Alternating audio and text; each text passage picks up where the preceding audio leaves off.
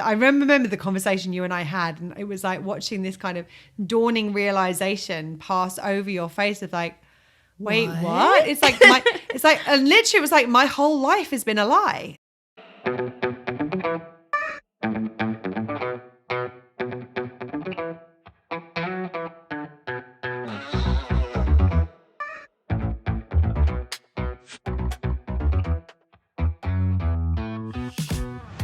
Hello, hello, hello, and welcome to Well Shit. It really is that simple. I'm Claire. And I'm Serena. On this podcast, we help you to understand about your 12 universal needs, why they are currently not being well met, how to meet them in ways that work for you, and how to consistently do so in quick, easy, and simple ways that fit seamlessly into your life. We'll also help you to understand how doing so will have a positive ripple effect in literally every area of your life. If you like what you hear, come and join the conversation in our Facebook group. And enjoy the show. Hello, hello, hello. Hi, everyone. We have got a story to tell you today. We are walking our talk. We are so walking our talk today in so many ways. Okay, so. Is it on? Yes, it's on. We're all recording. So I'm just going to give you a little recap of what's just happened in the last maybe 15, 20 minutes here. So today's episode is all about perfectionism. And as two recovering perfectionists, which both Serena and I are, we made an agreement that at the beginning of this episode, when we started recording, we were going to keep recording no matter what happened. The only reason, and there was one caveat on that, the only reason we said was because it's a little late in the evening here when we're recording, we said if either one of us decide that we don't have the capacity to record anymore, i.e. we're not meeting our needs by doing this, at that point we will stop and we may actually release a part episode and then do it again or to put the two together, whatever it looks like. But we agreed that we were going to just keep recording.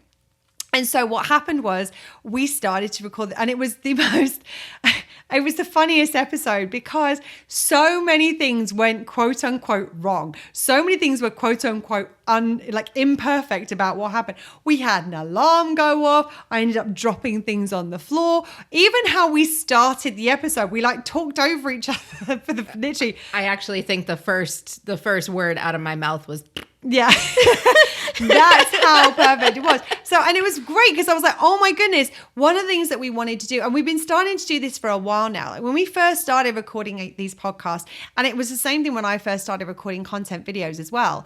We were trying to get it quote unquote right. So what would happen was if we stumbled, if we coughed, or we got a little bit wrong or a lot wrong, which sometimes happens, we'd go, okay, let's just start that section again. And the more we've recorded, the more we've gone, actually, no, let's just be us. Let's show that we are real and we do make mistakes. And sometimes I cough and sometimes Serena loses her train of thought or never happens. Oh, no, never. Ooh, something sparkly. So we've been trying to let go of that desire to be more perfect in this situation and actually just be real so you can actually get to know the real us. So this was the perfect episode of imperfections because it was one thing after the other. And I'm loving how this is working. I'm loving how it's happening. And then I look down and we haven't hit record.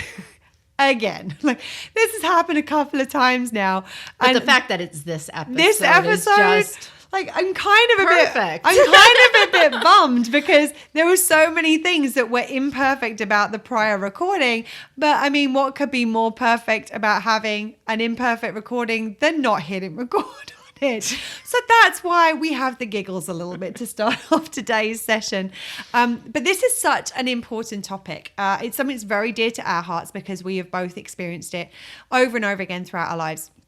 And this is also something that came in as a community request. Somebody who was listening to our podcast wanted us to do an episode on how do you get over perfectionism? So that's what we're going to talk about today. And perfectionism is an issue for so many people in so many areas of their lives. And that's because the perception is that by being quote unquote perfect, that your needs will be met. Again, this is not a conscious thing. It's not if I'm perfect, all my needs are going to get met. It's just the belief is that things will be better for us if we're perfect, and that things that will be better for us subconsciously is that connection to our needs being met. And the thing is that when we were children, and also as we've grown up through life with the different experiences that we've had, the feedback a lot of people have got is that by being quote unquote perfect or quote unquote more perfect, our needs were better met.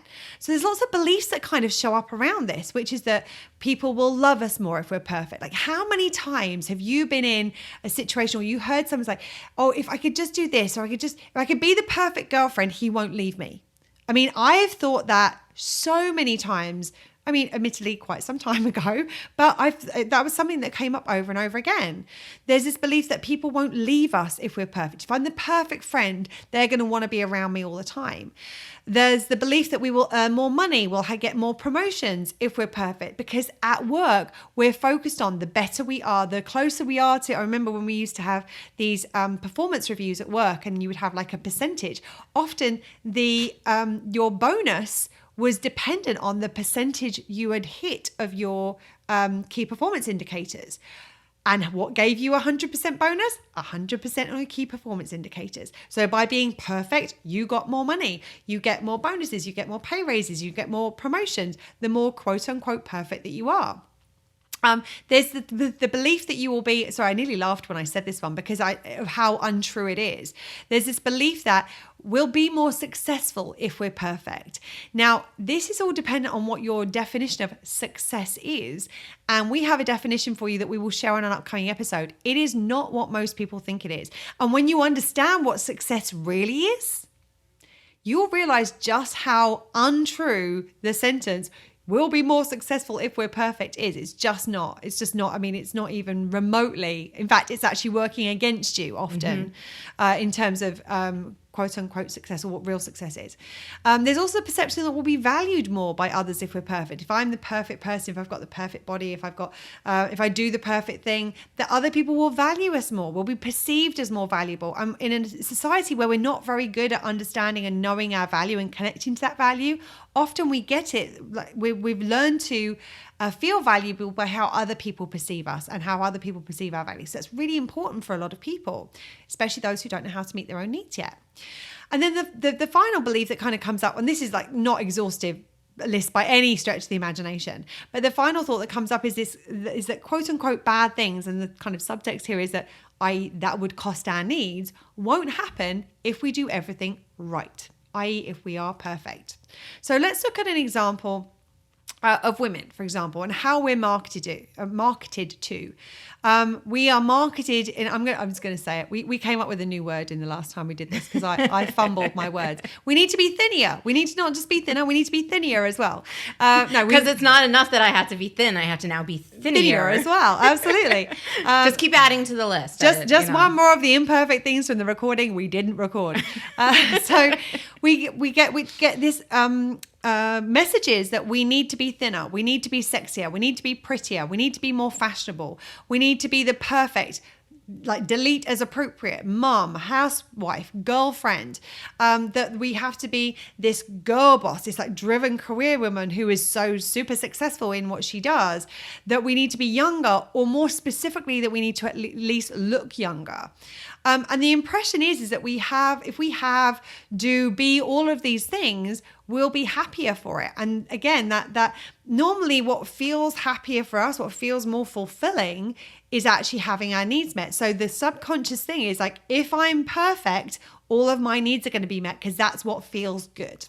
Just looking at the list, I mean, there's only a couple of examples, and the pressures put on women is specifically, the list is very extensive. It's an exhaustive list. We've just gone through just a couple of the items on there, and I mean, and you have to be like, the thought is you have to be perfect in all of these areas. Yes. You have to be perfectly thin, you have to be perfectly sexy, you have to be perfectly pretty, you have to be all of these things. You have to be a housewife and a girl boss, and you have to be looking young, and a perfect mom, and a perfect lover. Like you and yes, and in reality, perfection is an illusion. Is it? It is like magic. It's just like control. And we spoke about it in previous episodes. I had some issues like identifying the fact that control is an illusion. And it was so important to you, like very much It like was perfectionism. game changing for me. Right. Control was something that was controlling your life, and as was perfection. Yes. And there were such big things, and then realizing those things were an illusion. I remember that. I remember the conversation you and I had, and it was like watching this kind of dawning realization pass over your face of like, wait, what? It's like and literally it was like my whole life has been a lie, and it's true. The good news is that when we learn about these things, we can get that back, and we can start to see through these illusions, and we can see through these fallacies, and start to create something that's really beautiful and empowering for us. And if, she says, bumping into something again, that if this whole thing around control is something that you'll hold on a second, this is starting to ring some bells. I recognize this. Our next episode you're going to want to tune into, because we're going to be talking about control specifically and in more detail in the next episode. So the first thing is that it's not possible to be perfect. What? It's not possible. Really? It's not, because there's always more that can be improved. Always more that can be done. Yeah. And perfection by whose standards? Let's be like, who's setting these standards? The standards for perfection in women. For what they look like, for how they got to act. I'm like, where did that come from? I think we may need to do another podcast episode Should on ponder that one. Yeah, we definitely need to go into that. Let's not go down the rabbit hole right now, because otherwise we'll never get back out of it. And we don't want that on the perfection episode, because we'll be here for hours. Like, you'll be here for hours. We've all got things to do, other things in our lives. So yeah. The second thing, and buckle up here. Ooh. This will be the first. I'm dropping this new information on you. Okay, I'm ready. We're human. What? And we're not designed to be perfect. Oh my goodness me. Mind blown. I mean, and we said this on the last recording, and I want to make sure that we bring this into this recording, because it's so important. We're joking about this, but we were the people going, wait, what? we were the people trying to meet these standards of perfection. Yeah. That Like, my mind genuinely was blown when I realized that perfection was an illusion, and I'd spent my entire life trying to strive for something that was not possible to attain. My mind was genuinely blown. I don't even know where to start with this. I don't know where to begin, what to do, what to say. So while we are making light of it, that's because we have been there, and we have been on the serious side of it, being like, oh my goodness, where do I even start with unpacking this and starting to learn how to move forward? I remember thinking, wow, I've compromised myself so much. Trying to be perfect, trying to be something that was never going to happen, and think of how many needs that I compromised in the process of trying to meet a need of perfection that doesn't even exist. Right. And how much you compromise yourself in that process, but also how much time and energy and effort had gone into something that not only didn't exist, but also wasn't you. No. It wasn't the real you. It was the you you'd learned to be. And same for me. Like, it was the me I'd learned to be, because that's what I believed that my conditioning and society had taught me I was supposed to be. And it was like, oh, wait, I get to figure out who I am now? And I get to be the real Claire? I get to drop things on the floor and forget to hit record and forget that I'd left an alarm on in the other, like, all these things. Like, I get to be all of that, because that's actually who I am. I get to trip up the stairs. A lot. And that's who... Well, you didn't have to go there, but yeah, a lot. If we're being authentic about who you are, let's be honest. Well, we're friends in falling. That's for Absolutely. Sure. We're like clumsy twins. We have our moments both. We're very much flamingos. Yes. We're just awkwardly fabulous. Absolutely. And that's okay. Yes. And for us, like, that's perfect. And it's imperfect. And we could spin around it forever. Yeah. A great example is the fact that we're not designed to be perfect. Think of the movie The Stepford Wives. That was the quintessential perfection of women. And if you haven't seen The Stepford Wives, just give just a quick summary of what a Stepford wife is if people don't know the reference. Basically, the Stepford Wives are the kind of cookie cutter, the ideal, the perfection Quote, unquote. of quote unquote of a mother, a wife, a woman, they were all housewives, and it was actually it was quite often like that. The perception of the 1950s housewife who could also be a pinup, who was also a perfect mom, whose hair was never out of place, who could cook amazing meals and bake and did all of these things all the time. Yeah, and cleaned and took care of the kids and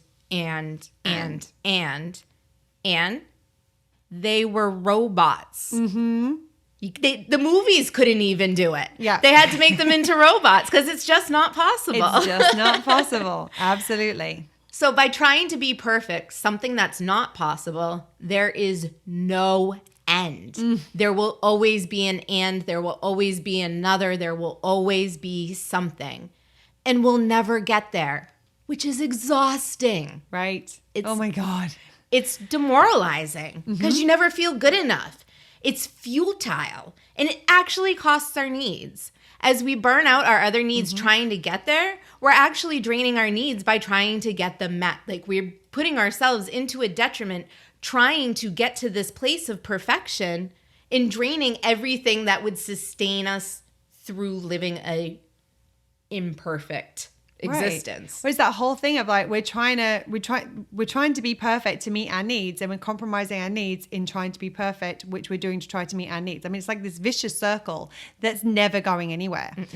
And the thing about it is, as perfectionism is often an unconscious strategy to try to get our needs met, the way to overcome it is to find and proactively do things that meet those needs well. Because if our needs are already met, it helps us to dissolve this belief that we need to be perfect in order for them to be met.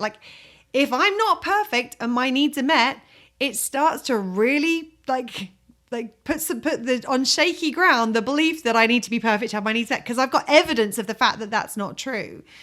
We also want to remind ourselves that perfection does not exist, and instead look for what both meets our needs and is within our capacity as well, because that is sustainable. And if we find ways of meeting our needs that are both meet our needs and are within our capacity, it means that we can have a sustained experience of having our needs met. So again, it breaks down this illusion of the fact that we have to be perfect to meet our needs, because it's just not true. So a lot of people, and this is something that comes up a lot with my clients, with our clients when we do groups, is that a lot of people think that they need to be quote unquote perfect parents. And the biggest challenge with this, and I see this a lot more with women than I do with men, just it's something I've noticed having gone through this and having had so many clients who are in this position. When we approach parenting this way, we actually teach our children it is not okay to be human. It is not okay to make mistakes. It is not okay to be imperfect. And we teach them by example to sacrifice themselves for others. Because if we're sacrificing ourselves for them, or for our partner, or for our friends, or for our family, we are teaching our children to do the same. Because children learn way more from what they see us doing than from what we tell them. And what I've heard so many mothers especially say over the years is oh, well, I want to teach my child how to meet their own needs so that they can be happy and fulfilled. But they're trying to do it in a way that they are demonstrating sacrifice and self-sacrifice as a way of life. And so the first thing I always say to them is that when we're teaching self-sacrifice, that's what they're going to learn. The best and the easiest way of teaching our children about their needs, about honoring their needs, respecting their needs, and prioritizing their needs is to do that yourself, because they will see what it looks like and they will see what a difference it makes to the kind of person, the kind of parent they are. So by doing this, we want to be teaching them how to honor and meet their own needs in ways that support their families and communities around them. Remember, we're doing it in self-first ways. We're not doing it in ways that harm others. but we teach children how to do this by doing it ourselves. And we spoke in one of the previous episodes about the need to kind of create that balance in terms of how we deal with meeting our needs when we have dependence, and the difference between the glass balls and the plastic balls. I'm not 100% sure which episode it was that we did that in. I've got a feeling it might have been one of the Self First series. I think it might have been in the episode 20. Let's get specific. I think. Don't quote me on that because I may not be perfect. But we started to talk about that. And when we understand that, we need to create this balancing act, but we also want to teach our children it's okay to put yourself first. In fact, it is essential to prioritize the meeting of your needs in ways that are supportive of the other responsibilities and dependence that you have. And I can't tell you how many parents have gone through the universal needs process and the universal needs program, and it has transformed their relationship with their children. First and foremost, they've understood their children's needs better, and it's opened up a dialogue between them and their children about needs in a way where children have actually, I've had clients who've said that children have switched from being demanding to requesting things of their parents, because how they're learning about needs and how the parent is being about needs is just fostering that. The other thing that I see and I hear a lot from clients who've gone through this process who have children is how much children learn just from watching them do it. Yes, there are things that we want to learn specifically about our children and needs, and what are the appropriate points in their development to start teaching them about needs, supporting them in meeting those needs, actually giving them responsibility for meeting those needs depending which needs we're talking about. Yes, those are things that we specifically want to learn.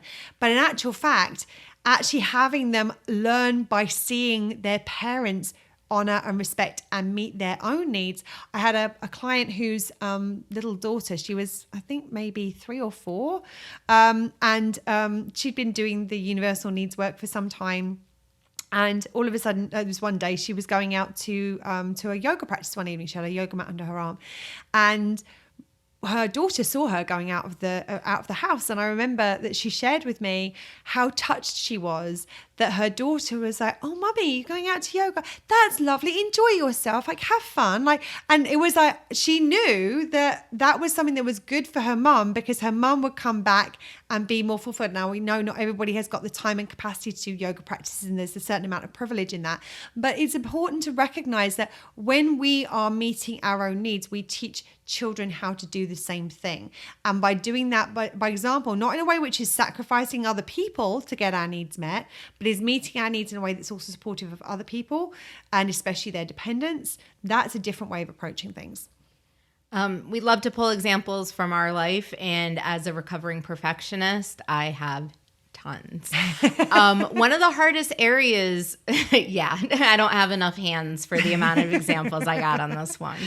Yeah. But one of the places that it was very present, and the place I think that it lasted the longest, the hardest perfection to get over for me, was perfection at work.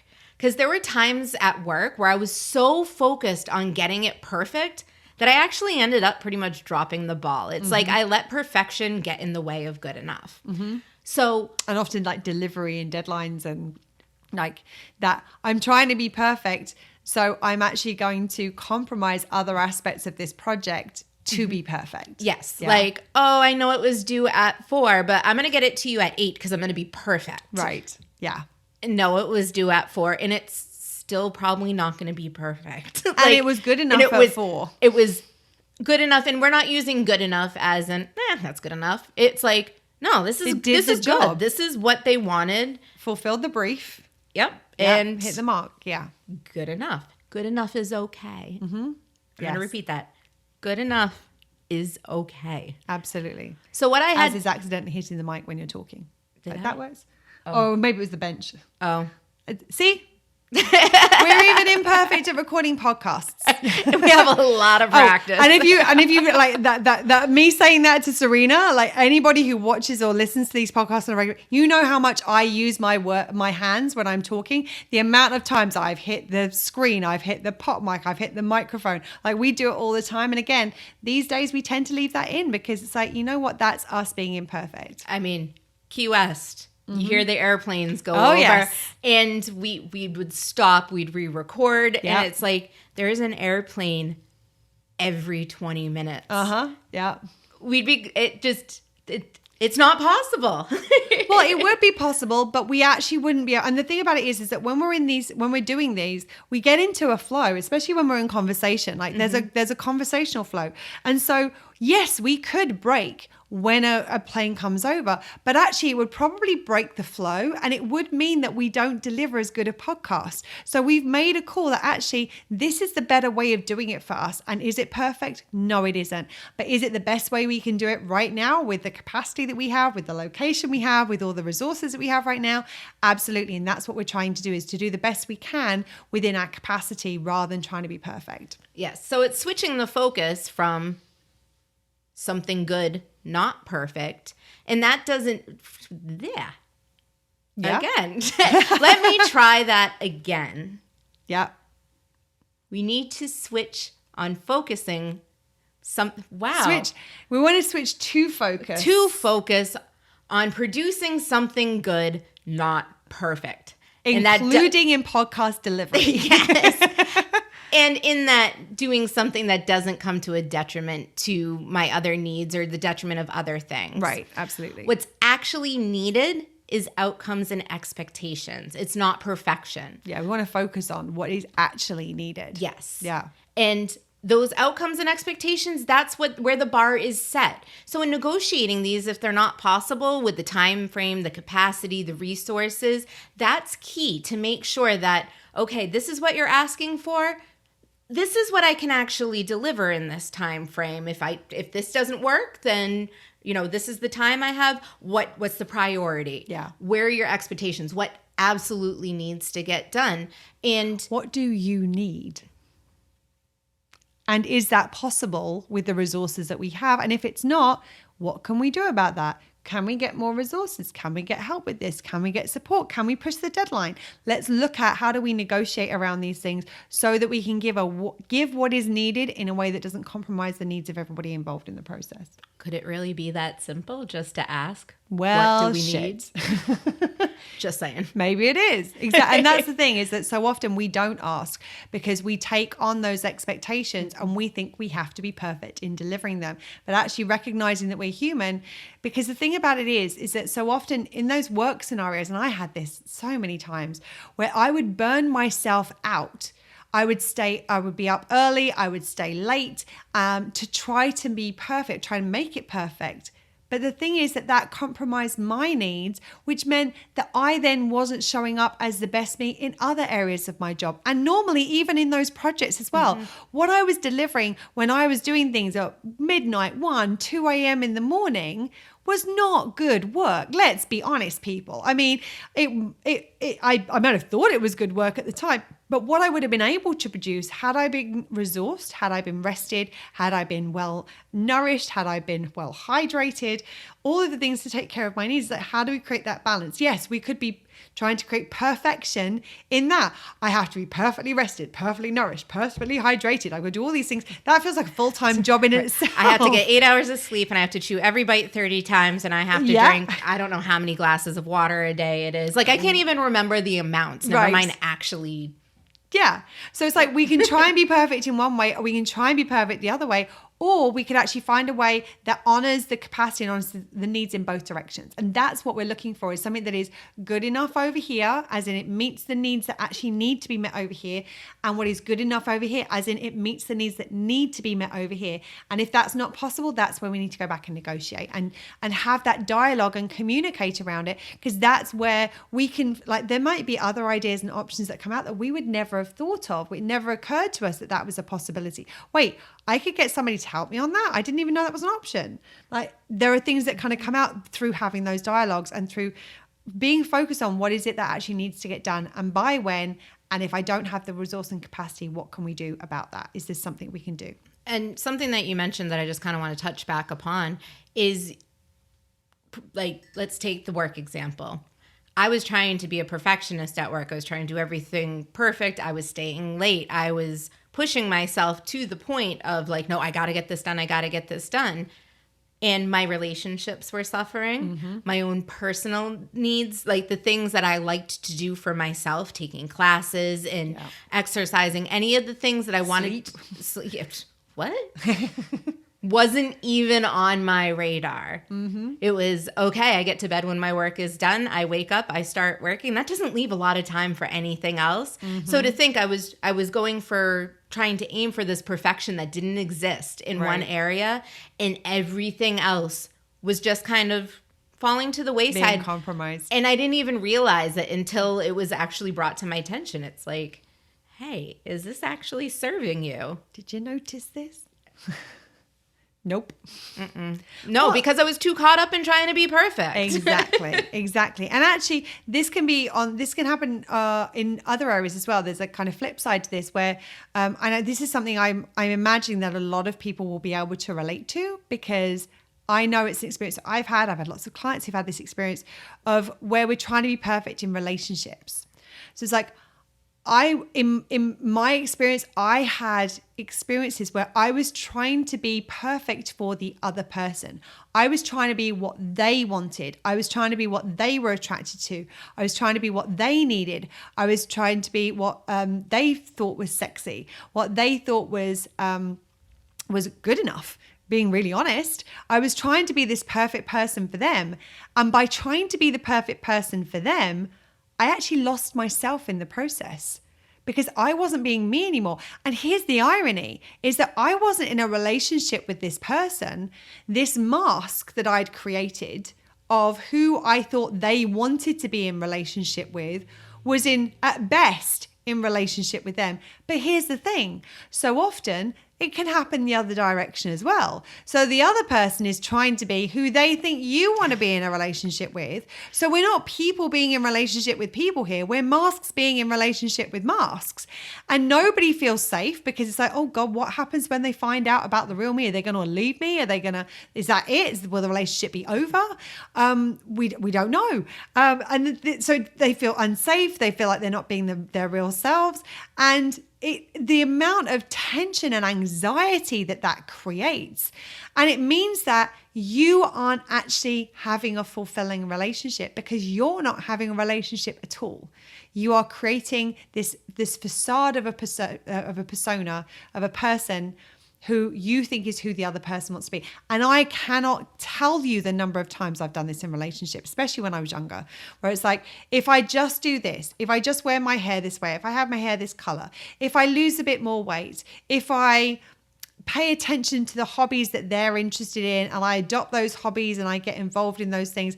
If I don't go out with my girlfriends as often, if I don't spend time with my male friends because maybe I think that that's not something they're going to want, not something they're going to like. I'm not going to do things that take time away from them.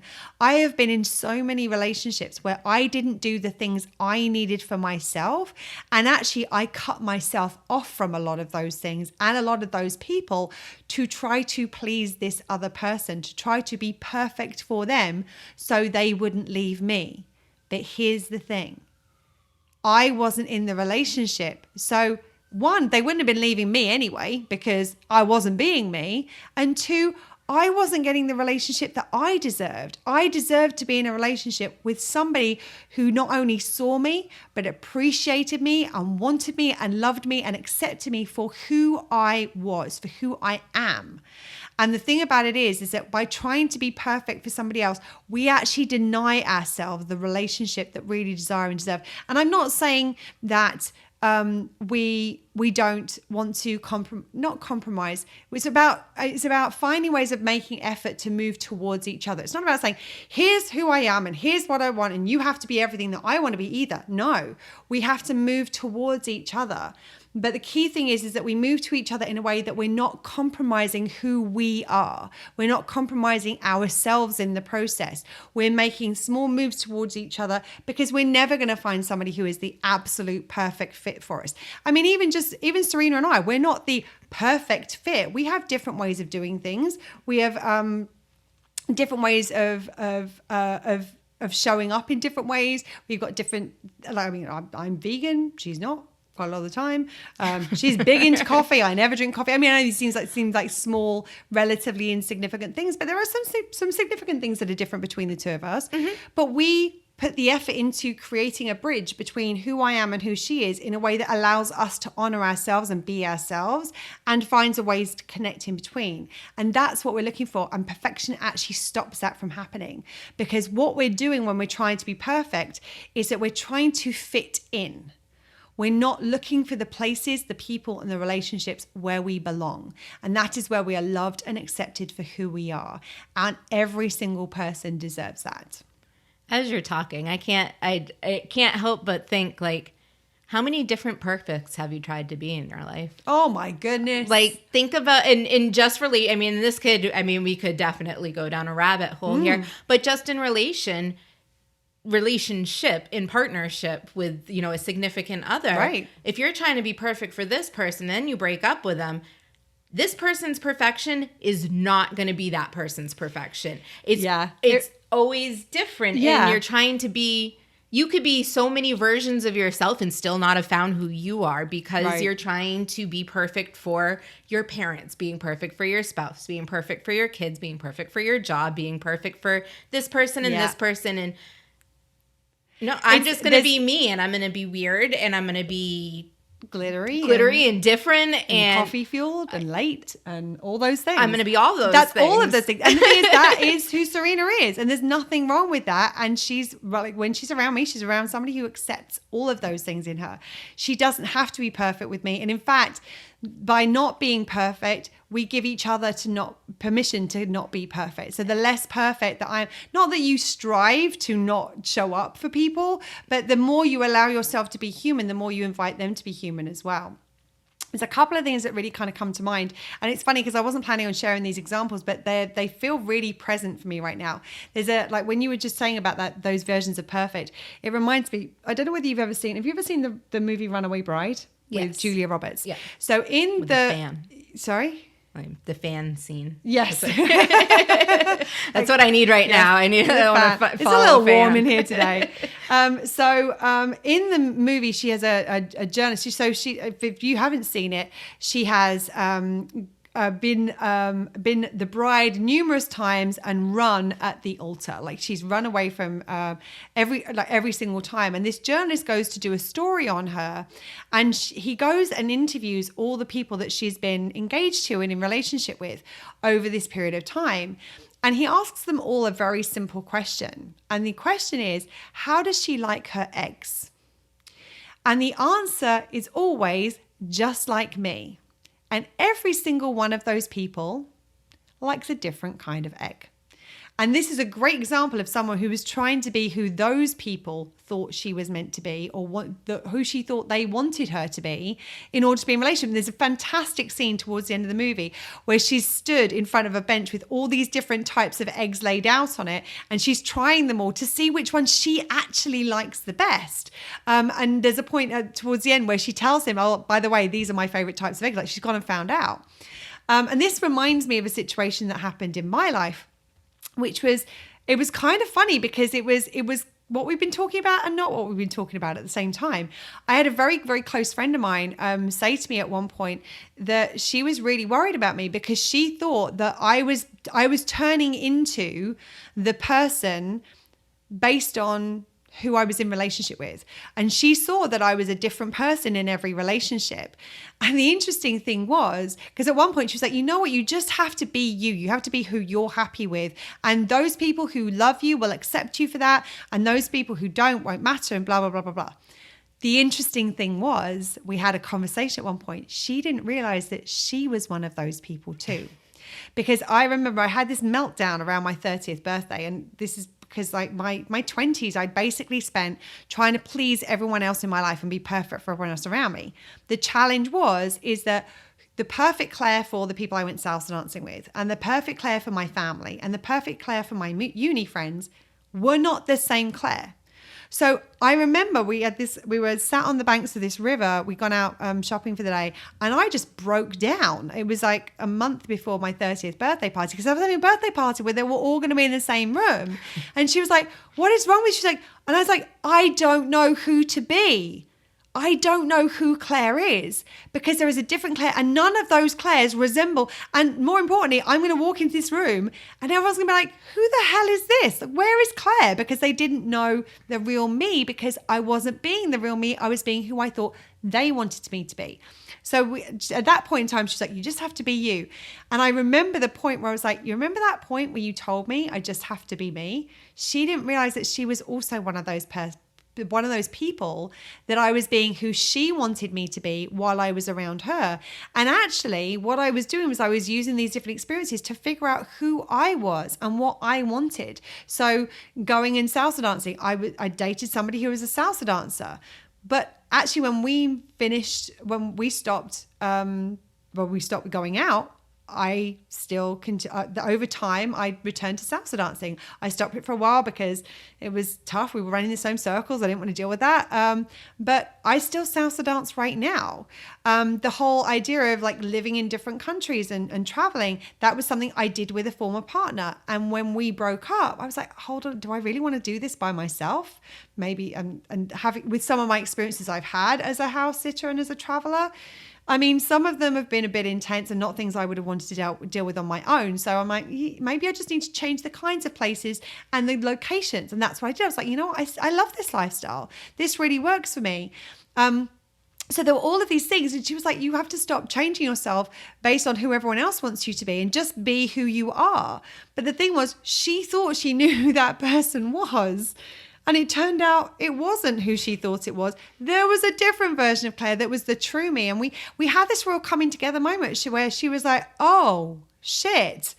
I didn't realize I was going to be one of those people that was going to have to accept that the you that I knew wasn't actually all of you. It was only maybe a little part of you, or maybe in some ways it was, in some ways it wasn't.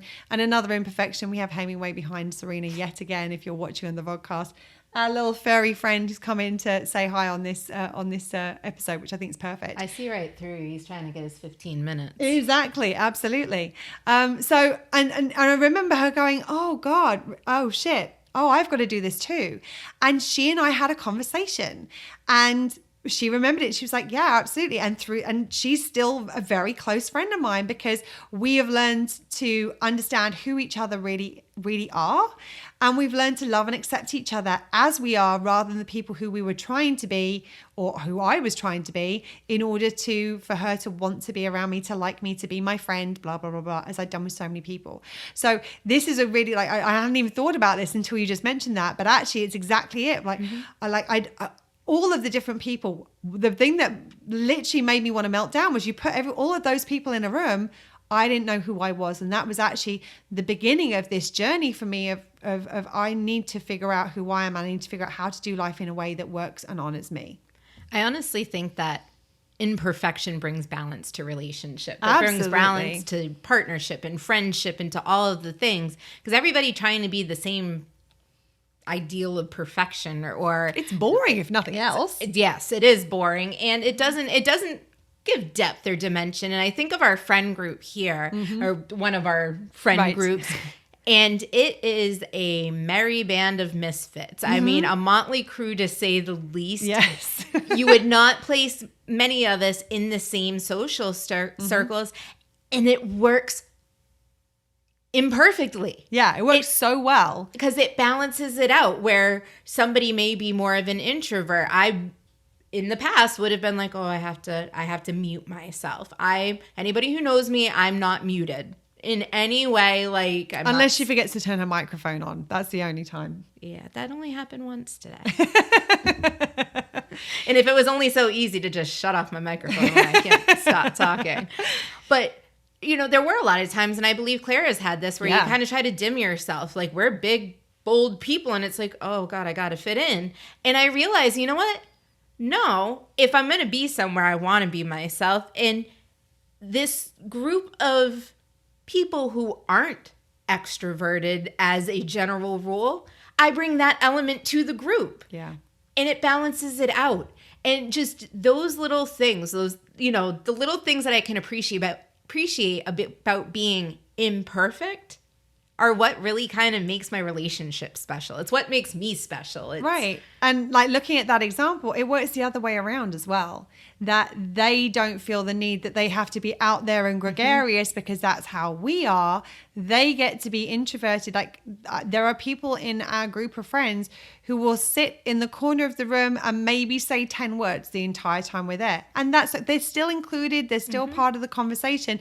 And that's just because that's the way they want to do it. And the cool thing about our group is that you do you. Like you do you.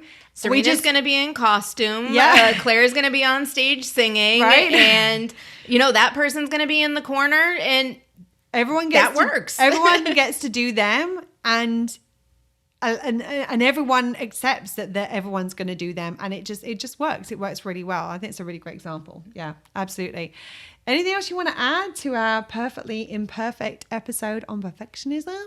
I don't know, perfect dance moves again. If any of you missed my... oh, man, the dance moves. My wacky inflatable... I have no idea what episode that was in, but Matt, it is worth watching the video. I mean, the fact you got it take 2, I mean, yeah, that was perfect. Don't steal my dance moves, people. That was perfect. So this is why I'm not on TikTok. It would just be me dance moves. Yet.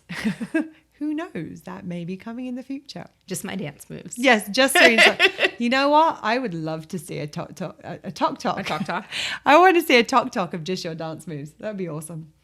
Okay, blow up the internet. Oh yes.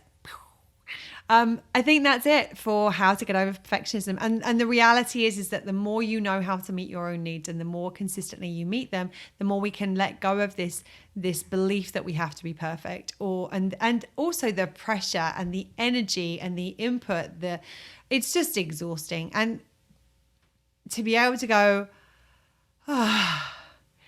I don't need to be perfect. I just get to be me. There is really very few feelings in the world that feel as good as that. To be able to go, okay, I don't have to put on a performance to be Claire here. I just get to be me, and I get to be me wherever I'm at today. And if that's a puddle of tears on the floor, and if that's one thing I love about our friendship and our relationship is that if one of us is quiet, which doesn't happen very often, but if that's where we're at, that's where we're at. It's really kind of beautiful. So thank you for joining us in our perfectly imperfect episode about perfectionism. I hope that you've enjoyed the realness that has been present today. I wish you got to experience the realness that we didn't record, but hey. A comic gold. I mean, it would have been, can you get an Emmy for our podcast? What would that be? I mean, we definitely would have gotten it. Would it be a potty? Is there? Potty? I don't know. Somebody come up with a potty. I'm sure there's got to be a. There's got to. I mean, if there's a Woody, there's definitely a potty. Right? Absolutely. We gotta. Yeah, that would have been podcast gold. That's what it was. Gold, yes. Podcast gold. All right. Well, that is it for today. We will be back next time. As we kind of did a little kind of spoiler alert earlier on in this episode. Perfectionism and control are actually very close bedfellows, and they tend to show up in very commonly in the same spaces. And this is something, again, that we've been asked to speak about. So our next podcast episode, we're going to be looking at control. And again, recovering perfectionists, recovering control freaks, both of us, we're going to look at how control is controlling you, and also how you can let go of control by having your needs better met, and how to actually do that. So we're going to start looking at that in our next episode. Thank you for being here. Thank you for watching. Thank you for being with us as we are being imperfect, and thank you for being imperfect yourself, because the more we do this, the more real we are, the more that we allow and support others in doing the same thing. So thank you for that. Thank you for watching. We're sending you lots of love. Stay safe, and remember, between now and the next time, to keep meeting your needs. Lots of love. Bye guys. That's it for today. If you like what you heard, please subscribe, rate, and give us a written review, as it will help more people find us. And remember, perfection is an illusion that actually compromises your needs. Well, shit. It really is that simple.